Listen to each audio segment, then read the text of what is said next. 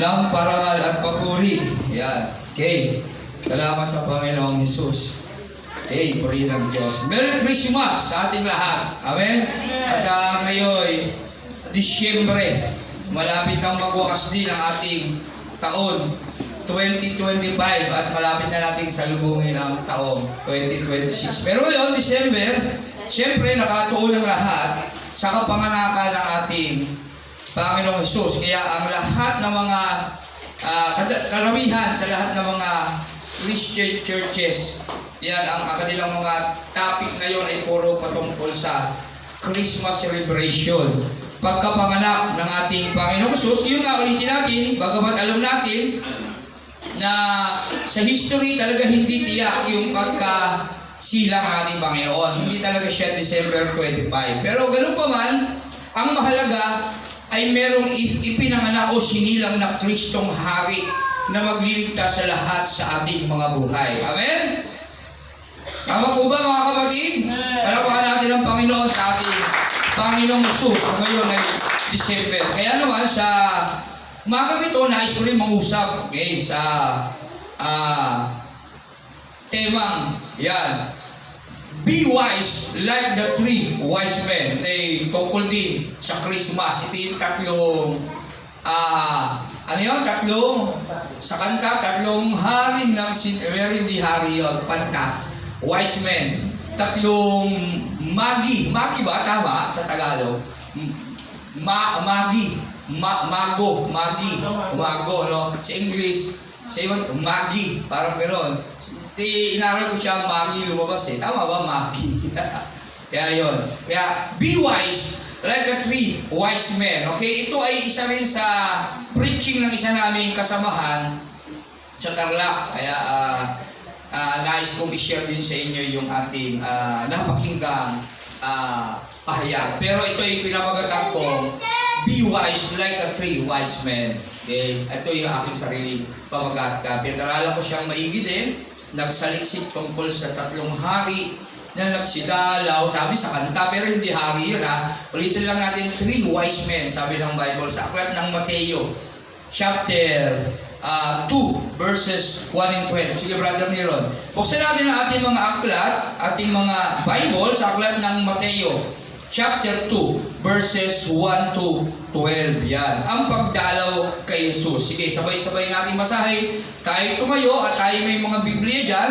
Sabay-sabay po natin basahin. Ako na po ang mangunguna. Sabayan nyo na lang. Ang pagdalaw kay Jesus. Panahon ng paghahari ni Herodes sa Judea nang ipanganak si Jesus sa Bethlehem. Nang siya ay silang, may matatalinong taong mula sa silangan ang dumating sa Jerusalem. Nagtanong-tanong sila, nasaan ang ipinanganak na hari ng mga Hudyo? Nakita namin sa silangan ang kanyang bituin, kaya naparito kami upang siya ay sambahin.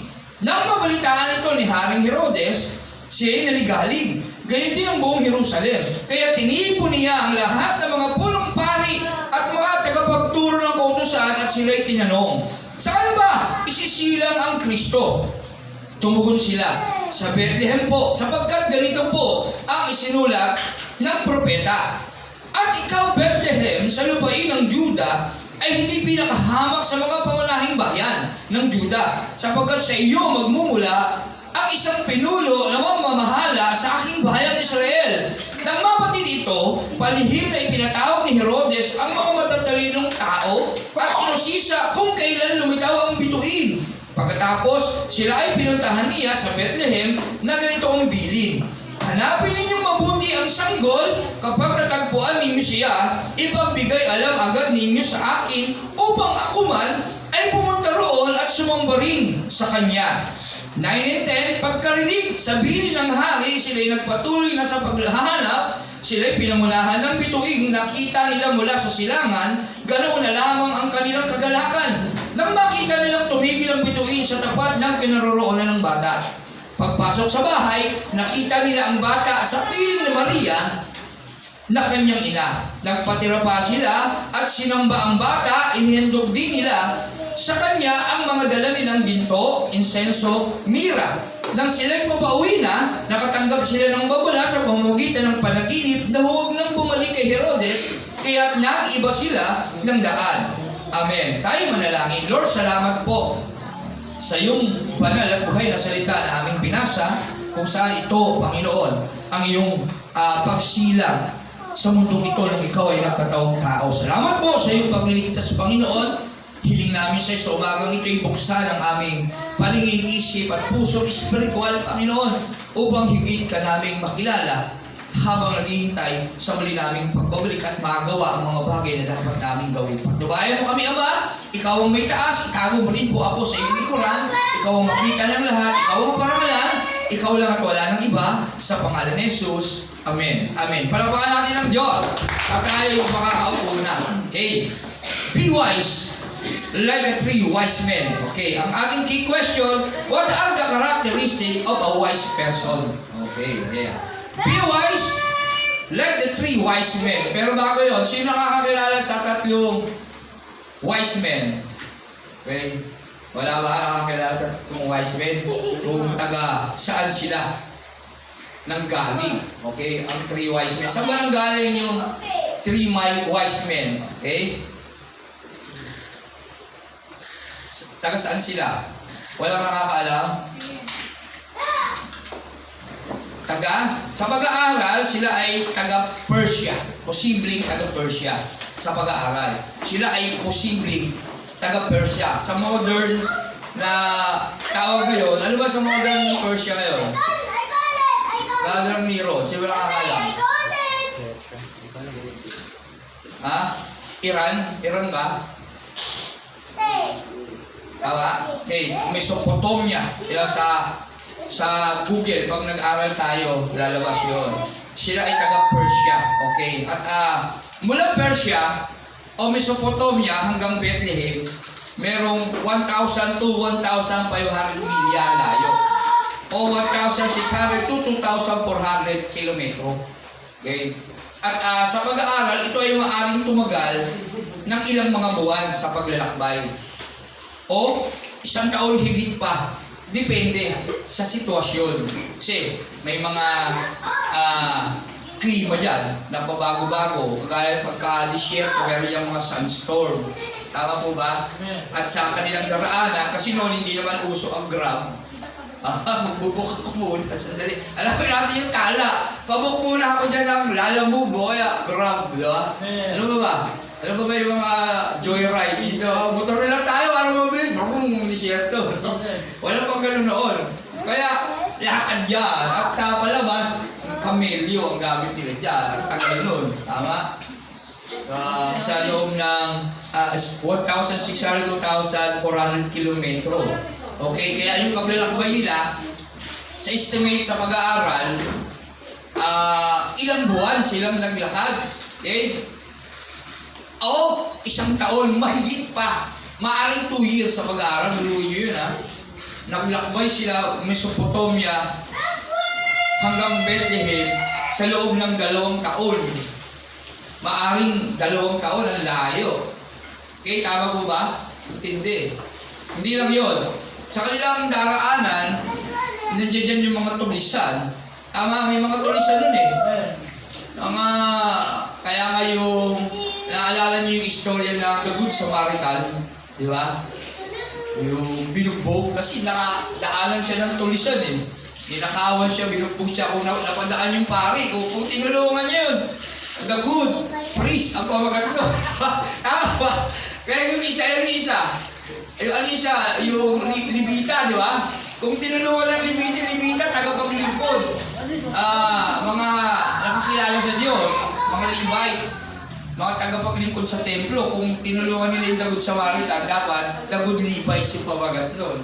Kaya tayo, pag may nangangailangan, tulungan natin para natin maging pamagat. The Good Kian. Maganda. Maganda yung impact niya. Amen? Kaya maganda. Tumulong. Okay? Kaya ganoon. Maraming mga pangalim sa daagan. Kaya biruin mo yun, ha? Yung 3 wise men naglakad, ang layo, 1,000, 1,500 milya. O sa kilometro, 1,000 to 2,400 kilometro. Layo ron. At naglakbay sila sa loob ng ilang mga buwan, maaaring 1 taon o higit pa, 2 taon, estimate nga sa 2 taon eh. Sa totoo lang eh. At hindi naging madali yung kanilang biyahe. Hindi kagaya natin ngayon, pag nag-aeroplano ka, di ba? Isang oras lang, Cebu ka na. Diba? Tawag, 24 hours nga, ganun, 12 hours, may ganun lang. Oo, Boracay, saglit lang. Oo, oras lang. Aircon pa yung, yung aeroplano. O kung meron ka pang flight stewardess doon, tama? Kain po, o gusto nyo pong pagkain, di ba? Ganun. Sa barko, ganun din. Kapag ka naka-VIP ka, kung meron kang sala ron, ako, tutulog yun sa VIP ng barko. Kahit hindi ako VIP, pwede rin pumasok. Natatawa ako sa iba, hindi mo pasok dyan. Wala naman sumasaway. Doon ako sa sala nila. Kaya, kasi nakakangawit sa sa upo ako sa barko. Airline seater, nakaupo ka lang doon sa bilog na sa lamin, titignan mo yung dagat sa ilalim. Parang nasa aeroplano rin. Pwede ka lang huligang ganun. Kaya nakakangawit Isang araw, isang gabi biyahe, kaya pupunta ako sa VIP. Doon ako sa sala, aircon, tulog. Kaya, good morning sir, sinesero ako. Kaya yun. Kaya ganun, nag-aeroplano tayo, nagbabarko, sila, naglalakad lang. Di ba? Drawing yun At makita lang, yung Kristo, na isisilang. Tayo nga, pupunta ng church, yan lang yung bahay natin, hindi natin magawa para sumamba Tama ba? Minsan nalilate pa tayo, labit na ng bahay natin Pero yung tatlong wise men, ilang taon, biruin mo, 2 taon. At hindi lang yun, parang sinabi, alangan man ng sibat, di ba? Ang pag-ibig, kapag pumasok sa puso ni Numa, nahawakin at lahat. Parang ganun sila, sa pag-ibig nila sa Diyos. Amen? Kasi biruin mo yun, ang pangalim na yun. Tayo pagkagabi, pag inutusan nga ng nanay, wala kasi maraming loko-loko na sa kalsada, gabi na Di ba? Ganun tayo Pero sila, hindi nila ilintana yun. Okay? Yung tatlong wise men. Kaya yun ang istorya nila. Ano pa ba yung pwede natin malaman? Nagtiis sila sa kanilang paglalakbay, nagpigil, siyempre nagugutom din yan. Nauubusan din sila ng pagkain, bago may bahon sila. Yan. Nawaharap sa mga hindi inaasahang mga sitwasyon, mga tulisan. Minsan nagkakasakit yan sa loob ng isang taon. Sino hindi nagkasakit dito? Meron bang hindi nagkasakit sa loob ng isang taon? Si Brother Rudolph, pinagpaala ng Panginoon. Ubo, sipon. Yun lang, di ba? Sakit sa ulo. Yun lang yung mga sakit natin. Sila sa paglalakbay nila, hindi sila nirayuma, Kung nirayuma sila, hindi na sila makapaglakad, di ba? Natagalan lalo sila. Pero maaaring naranasan nila yan. Yung iba't ibang sakit. Yung pagod, gutom, mababangis na hayo, kasi may mga cobra doon. Desierto, mababangis na hayo, mga ahas. Yung kay Moses nga, ng panahon ni Moses, di ba? Pinagtutuklaw sila ng ahas, patay yung karamihan sa kanila. Mga sakuna, mga sunstorm, bagong panahon, naranasan nila yan nung sinusundan nila yung tala para makita nila ang Kristong Hari na isisigang ayon sa propesiya ng mga propeta. Amen? Kaya, yung 3 wise men na yun, kailangan natin maging kagaya nila ang karakter. Kaya, be wise like the 3 wise men. Ang ating key question, what are the characteristics of a wise man? Of a wise person? Amen? Number 1, ano yung naranasan ng wise men? Naglakad sila ng 2 taon. Sa estimate sa pag-aaral, halos 2 taon, sinuong nila yung disyertong mapanganib, may mga mababangis na hayop, may mga pirate, pirate patawag doon sa mga pirate, mga gano'n, mga masasamang loob na maaaring na makasagupa doon. Para saan? Ano yung sabi dito kanina sa ating binasa? Sabi rito, basahin ulit natin. Okay. Panahon ng paghahari ni Herodes sa Juda, nakipanganak si Jesus sa Bethlehem. Nang siya'y isilang, may mga matatalinong taong mula sa silangan ang dumating sa Jerusalem. Nagtanong-tanong sila. Pero may dumating, galing sa Mesopotamia. Nakarating sa Jerusalem, nagtanong-tanong, uy, sino ito? Mga taga Mesopotamia kami. Pero layo.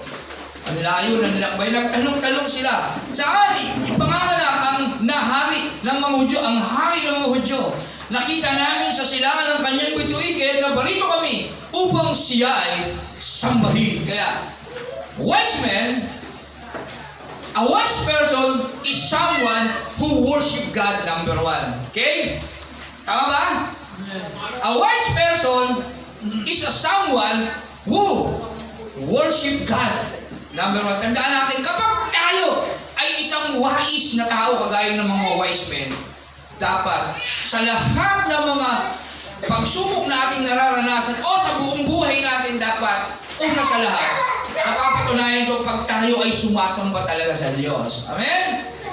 Kaya tularan natin yung wise men. Ang tagal na panahon nila naglakbay, hindi nila inisip yun na ganun kalayo. Basta ang mahalaga sa akin, sasamba ako sa Kristo na aking kinikilala. Amen? Kaya gano'n, masasabi mo ba na ikaw sa sarili mo ay wise man? Wala sumagot. Yes. Amen! Bakit? Tayo ay sumasamba sa Diyos. Pero tularan natin yung wise men. Ang layo ng nilakbay nila. Pero gaya nga ng sinabi natin kanina, yan lang yung Lord bilang tayo sa loob lang ng music. Hindi tayo maka-attend ng devotion. Hindi tayo maka-attend ng prayer meetings. Amen? Pero yung wise men, propesya lang yun. Tayo yung propesya, tinupad na ng Diyos, ipinanganak na, pinagdidiwang na natin ngayong December. Amen? Pero, ganun pa rin yung ating kaisipan at pananaw sa ating Kristo. Amen? Hindi tayo nagiging wise. Kagaya ng 3 wise men. Tama mo ba? Kasi sila, pero prophecy lang yan eh. At nakita nila yung tanda. Ito na nga, naniwala sila eh. Sumampalataya agad sila, may paniniwala agad sila. Amen? Kasi alam nila na hindi nagbibiro ang Diyos. Kagaya ng kanina si Yahweh, kapag sinabi, tiyak ay gagawin. At kaliit-itan tuldok sa banal na kasulatan ay mangyayari, sabi ng Bible. Amen? Katandaan natin yan. A wise person is someone who worship God sa lahat ng pagkakataon. Alam mo ng kalagayan mo sa buhay, saan ka man naroon. Hindi dahilan, hindi issue ang iyong nararamdaman. Hindi issue ang hirap, hindi issue ang mga bagay-bagay sa iyong paligid. Pagkus, gagawa ka ng parang kagaya ng 3 wise men. Anong ginawa nila? Naglakad sila, naglakbay sila sa loob ng ilang buwan, 1 taon, o maaaring 2 taon. Okay? Na alam nila sa ganung kahabang panahon, magiging mahirap ang paglalakbay. Kasi nga tayo, pag nagbiyahe nga tayo, minsan babiyahe ka lang ng nagbiyahe kami ng asawa ko Palawan. Nagbaon kami ng sapat na pagkain lang. Biglang na-stranded kami sa pier. Biglang bumagyo. Walang biyahe. Di na ubos yung pagkain. Wala pa naman kami libre pagkain sa barko. Gutom kami ngayon. Kaya gano'n. Pero sila, biruin mo, kung sila ay makakaranas ng hindi magandang pangyari sa daan, ang tagal nun, biruin mo, ang pagkain mo, gaano karami dapat dalhin mo nun. Amen? Imposibleng hindi maubos yun. Natural na magugutom ka nun sa disyerto. Amen? O tubig. Amen? Natandaan natin yan. Yung layo, yung hirap, hindi inalintana ng 3 wais na taong ito. May kinikilala silang Diyos na dapat nilang parangalan. Kaya sila ay sumamba. Kahit gano'ng kahirap ang sitwasyon nila, kahit imposible ba ito, para sa mata ng karamihan tao, ginawa nila ang dapat nilang gawin dahil sila ay wais. Okay? At ang mga wais na tao na ito, na tinutukoy, ito yung mga tao marunong kumilala sa Diyos o marunong sumamba sa Diyos. Amen? Amen. Sabi mo sa katabi mo, sumasamba ka ba sa Diyos? Siyempre, natural, sabi niya, amen. Kahit nahihirapan ang buhay, yan. Kahit mahirap ang sitwasyon, kahit ikaw ay may rayuma, pupunta ka ba ng church? Pastor, masakit yung ulo ko sa may pinakahawak. Gamisan tayo ganun masakit na ulo natin, tiyan natin, hindi tayo pupunta ng church. Pero yung 3 wise men, 3 taong biyahe, lakaran, hindi nila inalintana yun. Maaaring magkasakit sila sa daan. Tama? Mainit eh. Maaring ma-dehydrate sila. Mainit. Maaring maraming panganib. May mga turistang gaya na sinabi natin kanina, hindi nila inisip yun. Kasi kailangan sumamba sila sa Diyos sa lugar kung saan itinuturo ng Diyos sa kanila. Amen? Kaya dahil nila tanglaw at nakita nila si Jesus doon at sinamba nila si Jesus, sabi ron. Nagtanong-tanong sila, nasaan ang iwalang na hari ng mga Hudyo? Nakita namin sa silangan ng kanyang bituin, kaya naparito kami upang sambahin siya. At nung nakita nila, sabi ron, yan, asa na? Asa na ba yun? Yung nakita nila, yung bata.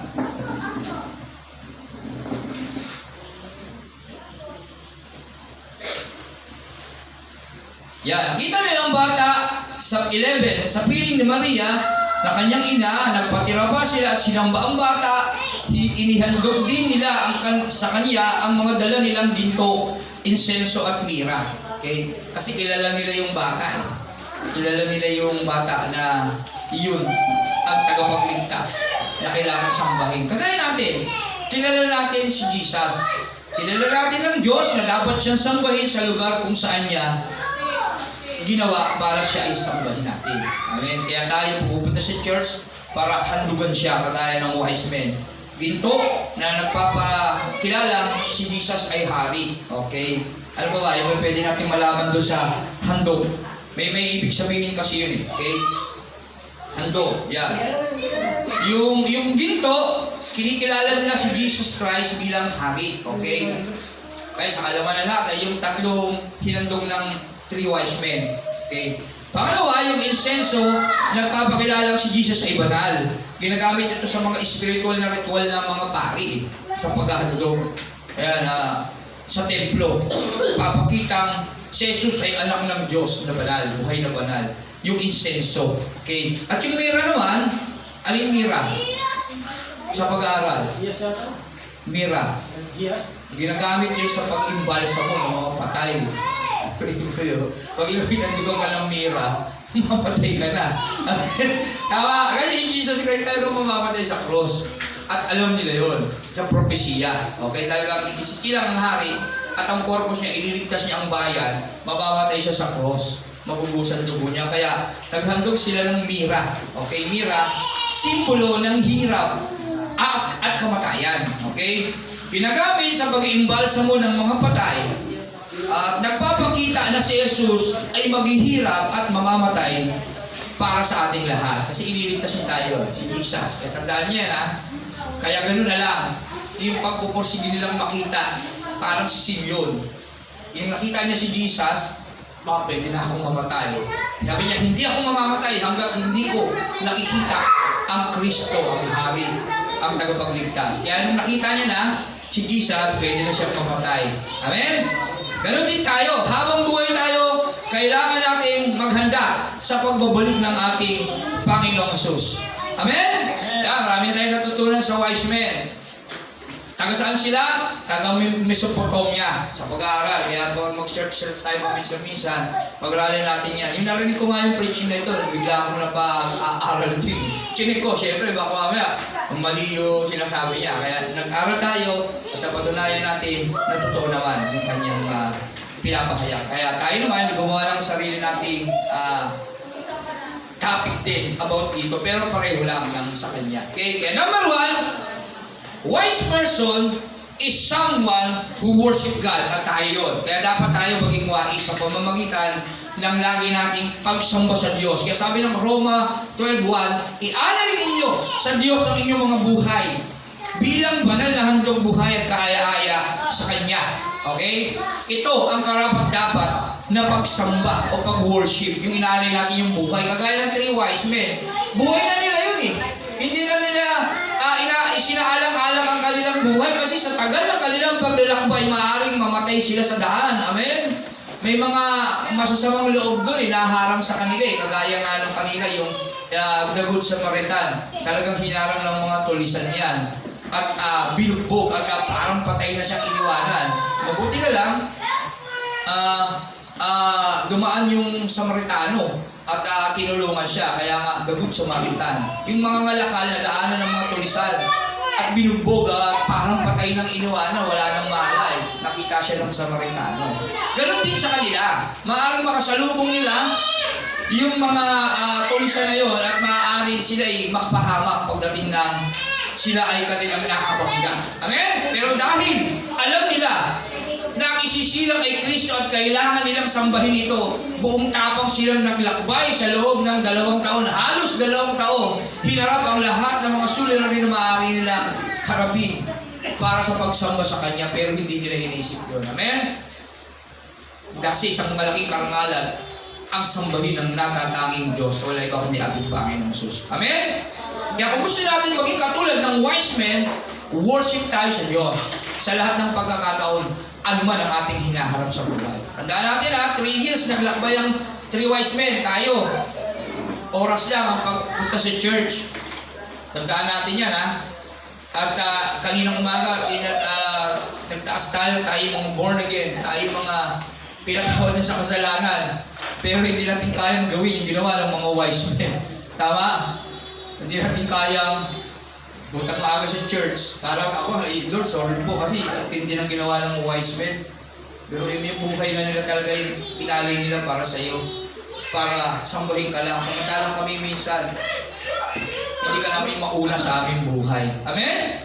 Kaya isipin natin yun. Kaya tandaan natin kapag tayo ay nakakilala sa Panginoon, dapat maging wise tayo. Una dapat natin ginagawa, sumasamba sa Diyos. Awit 130 verses 1 to 9, Brother Neron. Makaklat ng mga awit 119 verses 1 to 9. Babasahin ko lang ng mabilis. Awit 119 verses 1 to 9. Sabi rito, mapalad ang mga taong malinis ang pamumuhay. Kautusan ni Yahweh ang sinusunod araw-araw.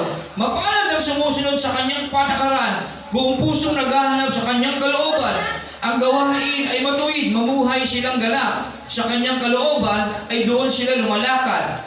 Binigay mo sa amin, tama ba yun? Parang mali Awit 113 pala, hindi pala 119. 113 verses 1 to 9. Sabi rin, awit ng papuri kay Yahweh. Purihin si Yahweh, dapat na magpuri ang mga alipin. Tayo. Ang ngalan ni Yahweh ay dapat purihin. Ang kanyang pangalan ay papurihan.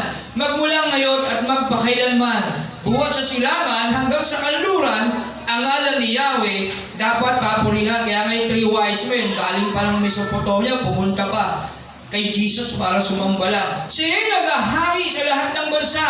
Lampas pa sa langit ang pagkadakila. Sino bang katulad ng Diyos na si Yahweh? Nasa kalangit ay doon nakaluklok. Buwan sa itaas siya'y tumutunghay. Ang lupa at ang langit kanya'y minamasdan.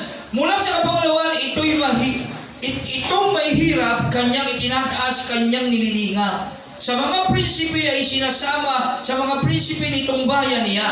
Ang babaeng bao, pinagpapala niya, binibigyang anak para lumigaya, purihin siya. Tayong mga nananalangin sa Kanya lang lahat ng ating kahilingan, tinutugon tayo ng Diyos. Kaya dapat lang natin siyang papurihan sa lahat ng pagkakataon. May isipin natin yun. Sa lahat ng oras, tumatawag tayo sa Diyos, kagaya nitong babaeng baog na pinagpapala niya, ganun din tayo. Bawat hiling natin sa Diyos, binibigay niya Tama, yung mga prayer request natin sa GC. Hingi tayong kagalingan, pinagagaling tayo ng Diyos.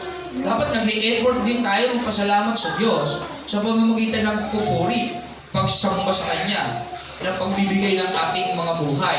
Yung 3 wise men, pinatunayan niya yung kanilang pagsamba sa kanilang handog. Tama? Yung ginto na dala-dala nila, pakatibayan na sila'y tinuturing nila si Jesus na hari. Tayo, gaano natin tinuturing na hari ang ating Panginoong Hesus? Paano natin itinuturing na Diyos ang ating banal na Diyos, ang ating Panginoong Hesus sa pamamagitan ng handog nilang insenso? Okay? At paano natin itinuturing na tinubos tayo ng dugo ni Jesus sa pamamagitan ng mira? Amen? Yung handog natin, kaya alay natin yung buhay natin sa Kanya bilang buhay na handog, banal, at kaya sa Kanya sa kadakilaang binigay sa atin ng Diyos. Yung buhay niya, binibigay niya para sa atin. Amen? Tularan natin yung 3 wise men na laging nag-worship sa Diyos sa lahat ng sitwasyon o pagkakataon. Na tayo hindi issue yung may nararamdaman tayo, ilang oras lang tayo sa church. Pwede naman tayong mag-church kahit may lagla tayo. Pwede naman tayo mag-church kahit masakit ang ulo natin. Ayaw niyo habang nag-worship, nagpe-pray ka, sa pangalan ni Jesus, pagalingin mo ang aking sakit sa ulo, even cancer. Marami nang napagaling ang Diyos. Kaya sabi na manang sa ating pananampalataya, pagagalingin tayo ng Diyos. Amen? Ayun ang pinaka-the best na bagay na gawin natin kapag tayo may sakit. Pupunta tayong church, sumamba tayo sa Diyos. Pastor, paano kung bigla akong mahimatay, bigla akong matumba? Pakinabang sa'yo yun. Bakit? Kung bigla kang matumba, kausap mo yung mga marites, alam mo sa'yo. Amen? Kakasala ka pa. Kung bigla ka matumba, nasa loob ka ng church, at natuluyan ka, bakit ba yun? Maganda yun. Kasi diretso ka sa lahangin, sigurado yun. Amen? Kaya kung pinag-pray, Lord, kung kami ay yung kukunin na nawa, Panginoon, sa oras na kami sumasamba sa iyo, sa oras na kami umaawit sa iyo. Ayokong kukunin ako ng Diyos nung sa time na may nakagawa ka ng pagkakasala. Nasa labas ka ng bahay, hindi mo alam yung sarili mo doon. Amen? Kasi baka matukso ka. Isipin yung maigi yun. Gusto nyo mo, bawian kayo ng buhay sa loob ng ospital, natatakot ka kasi katabi mo, namatay, ako na susunod. Diba? Sabi ng Bible, ang takot. Ay kagagawa ng kaaway, ay natakot ka, nininervous. Ako na katuloy lang matay ngayon sa sobrang nervous na una ka pa, no? Siya naghihingalo pa lang, ikaw, tuluyan ka na. Tama? O sa loob ng bahay mo, ay matay ka lang, nagsisisigaw yung anak mo. Buhay pa ako, huwag kang okay. Diba? Ay matay ka lang yung anak mo. Ay, sinanay, tulong. Hindi ka tumayo. Buhay pa ako, huwag kang okay. Amen? Hindi ka na, ibig sabihin na, imbis na positibo, lalo kang kakasakit. Kaya pumunta ka lang sa church, sumumba sa Diyos. Baka ito yung gustong makita sa iyo ng Diyos para sa iyong pananampalataya sa Kanya. Amen? Kaya, a wise person is always someone who worship God, number one. Tama po ba? Kaya dapat tayo mag-worship sa Diyos sa lahat ng pagkakataon. Pangalawa, nakita natin yung mga bagay na naranasan ng tatlong wise men. Ayon sa inyong pakikinig, ano yung mga naranasan nila sa paglalakbay nila? Hirap. Ano ba? Mga tulisan, yan, pagod, tapos maaring sakit, hindi nila tana yun. Kaya number 2, a wise person is someone who overcome the challenge, or overcome trials, succeed in the test. Tama ba yung English natin? Hindi ako sigurado sa English ko Ayan. A wise man overcome trials. Tanda natin yan. Yung mga wise na tao, lagi yan nalalampasan yung mga pagsubok sa kanyang buhay. Kasi meron niyang Diyos na totoo na kanyang pinaniniwalaan. Kagaya nga ng kinasabi natin kanina, ang Diyos niyan si Yahweh, na kapag sinabi, ay tiyak ay gagawin niya. Ang Diyos ay maraming mga pinangako sa banal na kasulatan, babasahin na lang natin. Sample na lang natin yung awit 23 verse 1 to 6. Awit 23 verse 1 to 6. Brother Niron, mga awit 23 verse 1 to 6. Diba? Kabisado nila yan Psalms 23. Yan, kabisado nila yan. Sa iba Kaya tayo, kabisado hindi natin ito. Ako, hindi ko kabisado ito Kaya babasahin na lang natin. Si Yahweh ang aking pastol, hindi ako magkukulang. Pinahihimlay niya ako sa luntiang pastulan at inaakay niya sa tahimik na butisan. Pinanunumbalik ang aking kalakasan at pinapatnubayan niya sa tamang daan upang aking parangalan ang kanyang ngalan. Dumaan man ako sa madilim na libis ng kamatayan, wala akong katatakutan pagkat ika'y aking kaagapay. Ang tungkod mo at pamalo, aking gabay at sanggalang. Ipinaghahanda mo ako ng salo-salo na nakikita pa nitong mga kalaban ko na sa aking ulo langis ay binubuhos sa aking saro pagpabalay lubos-lubos. Kabutihan pag pag-ibig mo sa akin di magkukulang, siya makakasama ko habang ako'y nabubuhay at magpakailanman sa bahay ni Yahweh mananahan. Amen? Kaya purihin ng Diyos. Kaya itong Psalms 23, maganda, i-memorize natin ito, lagi nating sambitin sa lahat ng pagkakataon. Kapag tayo humaharap ng mga challenges sa ating buhay, sa mga trials natin hinaharap, kailangan natin itong balampasan, okay? Sa ating buhay, kasama ang ating Panginoon Jesus. Ang Diyos ang nagpapatagumpay sa atin. Kaya pag nagtagumpay tayo, huwag natin angkinin yung tagumpay natin. Kasi sa totoo lang, hindi tayo ang gumawa ng katatagumpay natin, ang Diyos. Kaya kapag tayo pinagpapala sa ating trabaho, sa ating pag-aaral, sa ating kalakasan, pinagagaling tayo sa sakit at karamdaman, tinutugon ang ating mga kahilingan, magpasalamat tayo sa Diyos, magpuri tayo sa Diyos, amen? Magbigay tayo ng handog sa Diyos, amen? Huwag lang kilala natin ang Diyos kapag tayo nahihirapan, okay? Pagka may sakit ka, hirap na hirap ka, hindi ka makakilos, hindi ka makagalaw, tatawag ka sa Diyos pag pinagaling ka, sa ibang lugar ka na pumupunta, amen? Pupunta ka na ng silihan. Yung iba sa sabungan. Tama?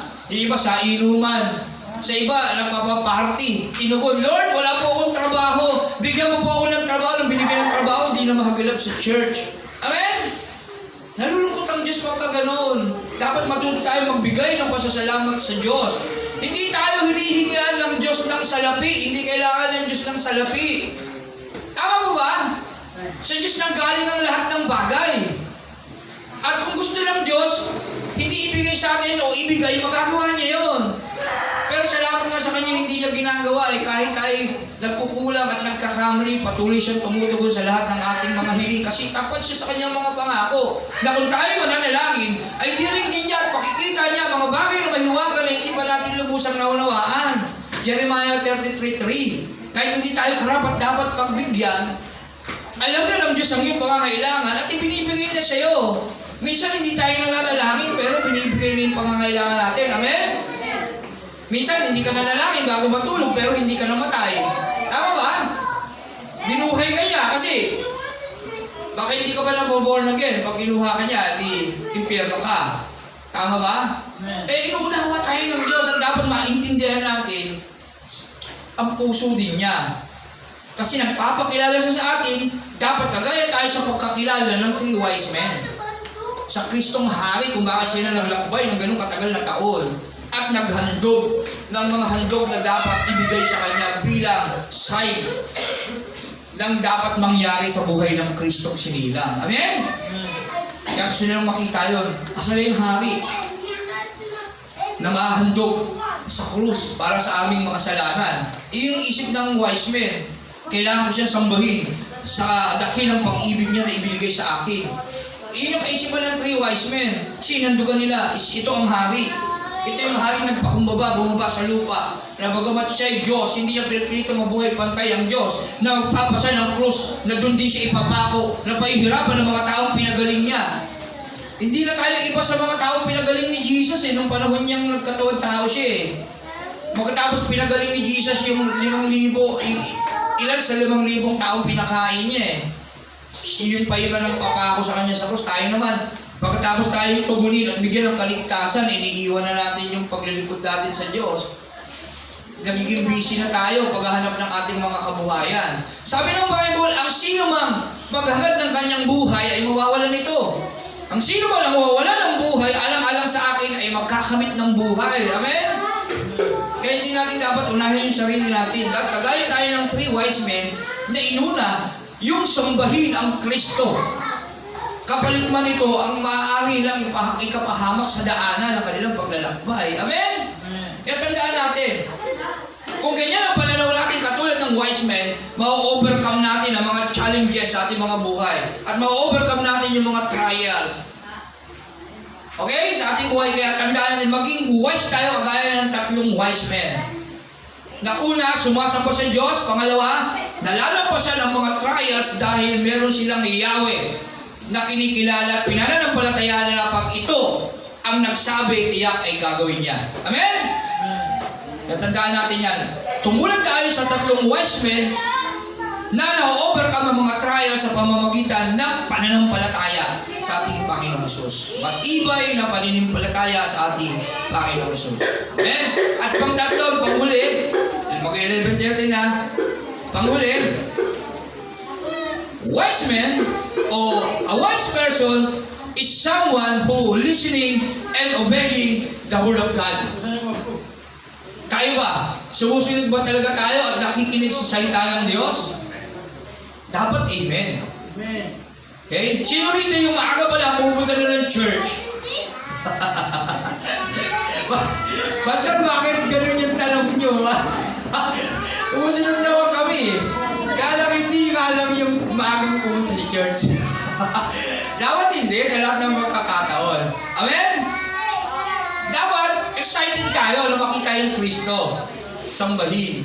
Kasi tandaan natin sa Ten Commandments, ang unang utos, huwag kang sasamba sa ibang Diyos maliban sa akin. Huwag kang gagawa ng mga imahe upang iyong sambahin. Pero, Lord, bakit gano'n? Hindi kami pwede sumamba. Kasi ako ang Diyos na mapangibubuin. Amen? Panginoon na may labahin mo pag Sunday, Diyos mo yung labahin mo. Tama mo ba? Panginoon na may pagluluto mo, Diyos mo yung pagluluto mo. Panginoon na mo yung inasikaso yung anak mo, Diyos mo yung anak mo. At ang sabi ng Matthew 10:37, ang sino mang magmahal ng labis sa kanyang ama, anak, ina, nang higit sa akin, tao na yun, lalo na yung mga bagay, ay hindi karapat-dapat sa akin at masakit kapag dinatnan tayo ng Panginoon sa ganun paraan. Bakit? Pastor, sabi niyo naman tinubos na kami ng dugo ni Kristo, meron na kami, hindi na kami makasalanan. Oo, hindi na tayo makasalanan. Pero sabi ng Revelation 21:8, malagim ang kasasapitan ng mga sinungaling. Sabi ron. Amen? Pag sinasabi mong ikaw ay tinubos ng dugo ng ating Panginoong Hesus, ikaw ay na-born again, at ikaw naman ay nagsisinungaling, hindi pala totoo, malagim ang kasasapitan mo sa impyerno, sa pangalawang kamatayan. Revelation 21:8, Brother Niron. Revelation chapter 21, verse 8. Pahayag 21:8. Yan. Ito yung mga bagay na dapat natin malaman. Sabi rito, subalit malagim ang kasasapitan ng mga duwag. Ito yung mga Christian na hindi ginagawa yung kanilang mga tungkulin. Kasi nahihiya. Kasi baka maghirap. Kasi baka malugi sa hanap buhay. Kasi baka masisante ng aking amo. Ng mga taksil, ito yung mga pinagaling ng Diyos, kagaya ng 10 may ketong, isa lang yung bumalik para nagpasalamat sa Diyos. Tama po ba? Yung siyang nawala. Isa lang yung bumalik, nasa na yung siyang? Nawala na. Yun yung mga taksil. Nakalasap na mga pagpapala ng Diyos, pero hindi marunong magpasalamat. Nag-pray, Lord, bigyan mo kami ng trabaho, pero hindi mo makita si church. Iba yung pinasasalamatan. Okay? Espiritu ng alak, hindi yung Holy Spirit. Espiritu ng sugal, yung pinasasalamatan. Amen? Espiritu ng luho, ng Shopee, ng TikTok, ano ba? Marami. Lazada, yung pinasasalamatan. Amen? Iyan yung katotohanan na dapat nating malaman. Na-blackout, hindi tayo kinaya ng yun. Wala na naman. Na taksil na nagpapasasa sa suklam na kahalayan. O kasuklam-suklam na kahalayan, yung mga transgender, yung mga same-sex married, tapos yung mga sa totoo lang, yung mga nagdi-divorce, sa totoo lang yan, yung mga, pero ganun pa man, sila at ang Diyos ang nakakalam yan. Yung mga nag-aasawa ng hindi nila asawa, pero ganun pa man, ang Diyos ang nakakalam sa buhay nila, sa bagay na yan. Okay? Wala naman kasi tayong karapatang mangusga. Pero ito ang sinasabi ng banal na kasulatan. Ng mga mamamatay tao. Ito yung mga mamamatay tao, literal kasama yan. Pero ano pa yung isang termino ng mamamatay tao sa spiritual?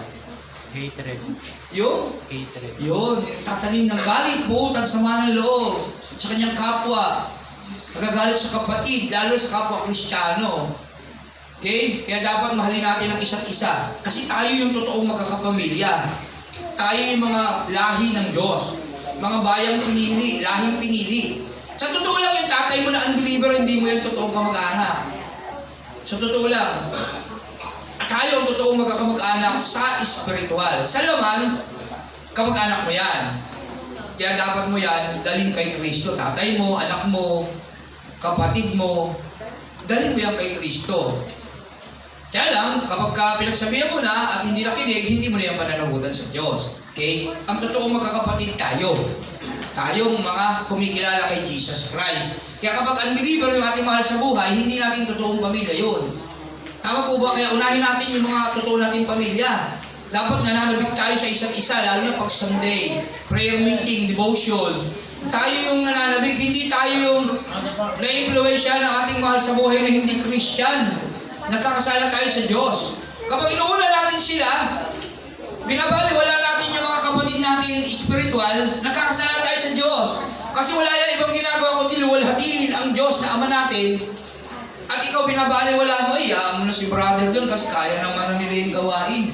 Marunong naman na yun, malaki naman na yun eh. Nakakasala tayo sa Diyos doon. Hindi tayo nagiging isa. Kasi tayo isa. Kaya sabi ng John 17:11, kung paanong ikaw at ako ay isa, ganun din naman sila yung maging isa.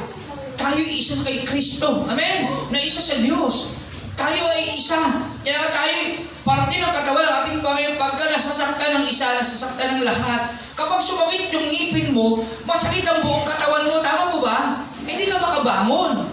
Ganon din dapat tayo sa iglesia ito. Kapag may problema ang isa, wala yung isa hinahanap, dapat natin yun, hindi tayo mapakali.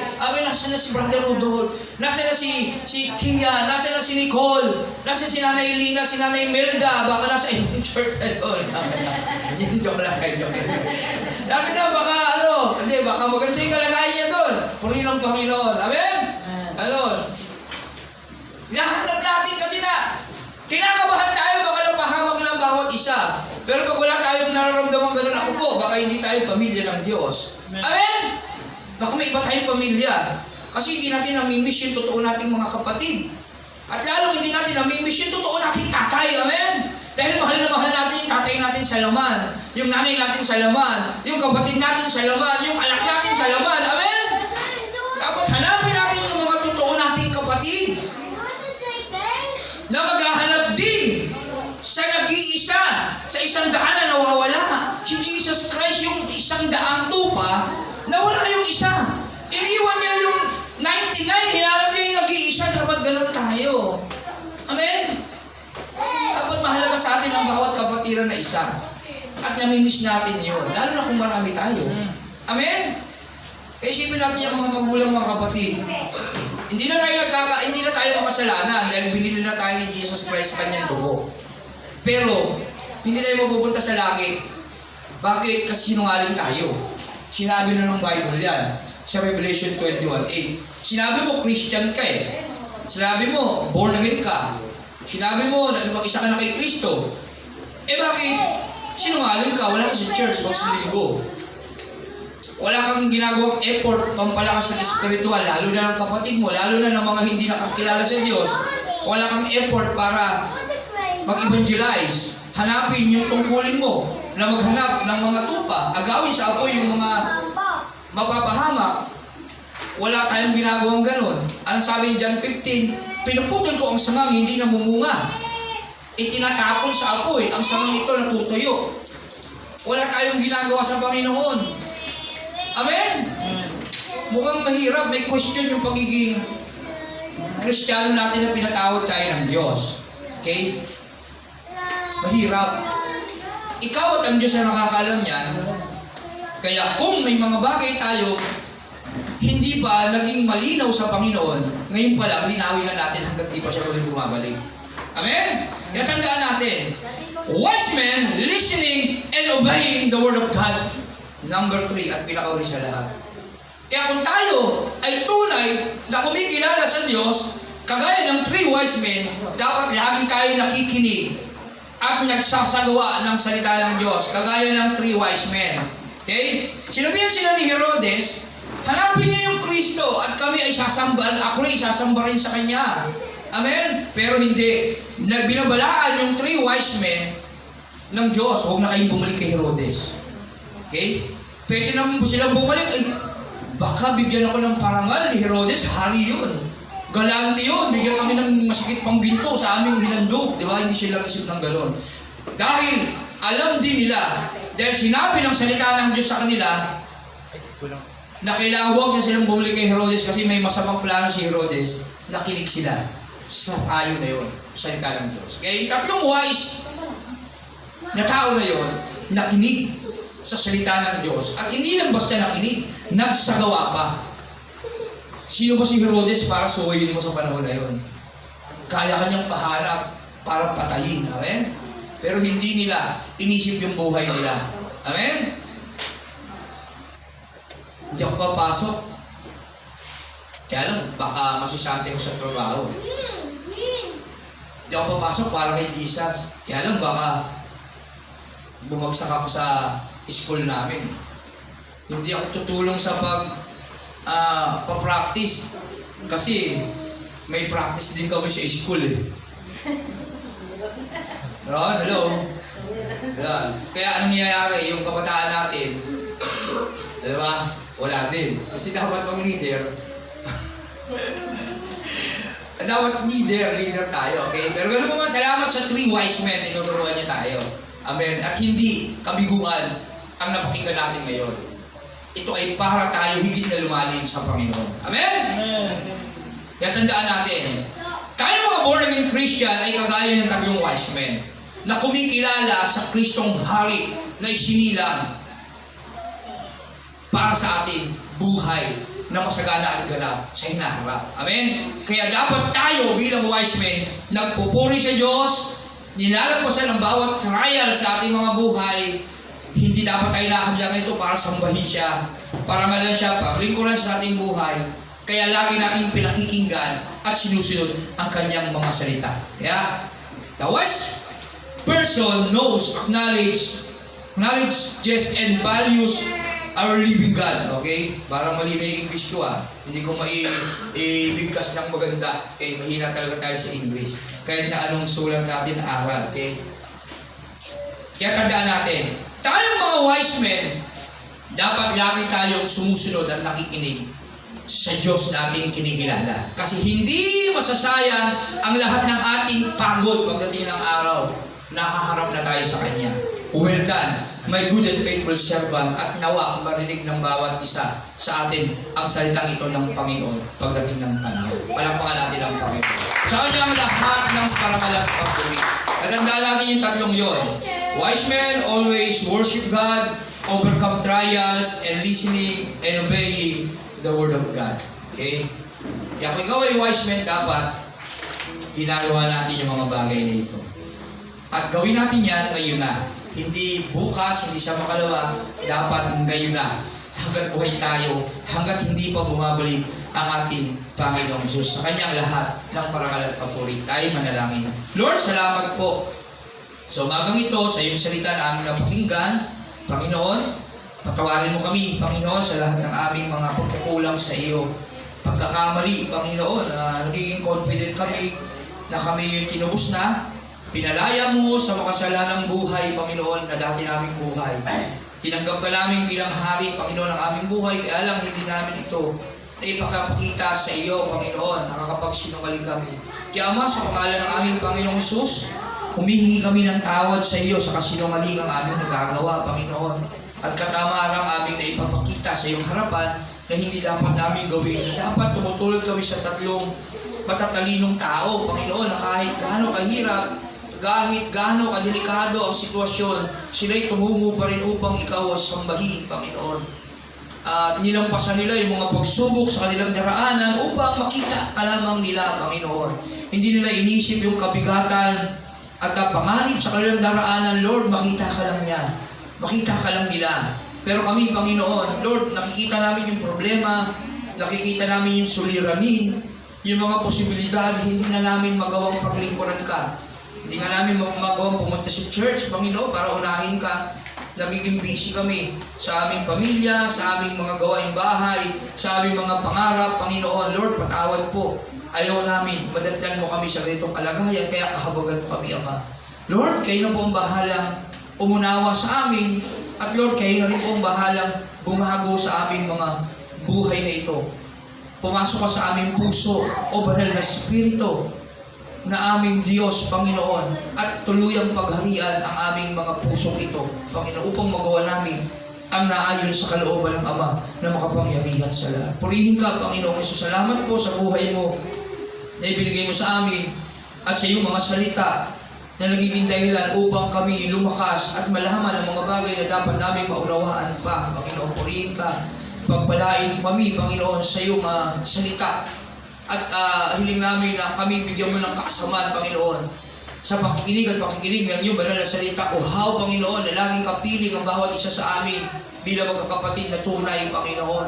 At bigyan mo kami ng interes magbasa ng iyong banal na kasulatan. Manalangin ng marugdog sa iyo, Panginoon, sa lahat ng pagkakataon. Lord, buksan mo ang aming espiritual na mata, higit na mahalaga, Panginoon, upang higit ka namin makita yung pag-ibig mo, yung mukha mo, Panginoon, personal, na makita namin sa aming mga puso, na pusong nagmamahal sa aming mga buhay na ito. Purihin ka, Panginoon, lahat ng ito, aming dinadalangin sa iyo, Lord. Wala kaming magagawa kung wala ka sa aming buhay, Panginoon. Wala kaming kayang gawin, wala kaming kayang ibigay, Panginoon. Walang-wala kami, Panginoon. Ikaw lang ang aming lakas. Ikaw ang aming kalasag, ikaw ang aming tanggulan, Panginoon. Walang kabuluhan ng buhay namin kung wala ka, Panginoon. Lord, patawarin mo kami at salamat sa kapatawaran na yung binigay mo sa amin, habag at awa, Panginoon. At Lord, patubayan mo kami sa susunod na oras na darating pa sa aming buhay. Ngayong hihintulot na kami mabubuhay pa, Panginoon. Sa susunod na oras, Lord, nawa, maglilingkod kami sa iyo, Panginoon. Huwag mong hayaan kami malayo sa iyo. Huwag mong hayaan na kami malibak ng kaaway, bagkus, Panginoon. Kami at ang buo naming sambahayan, Panginoon, ay maglilingkod sa iyo. Batid mo ang laman ng aming puso, Panginoon.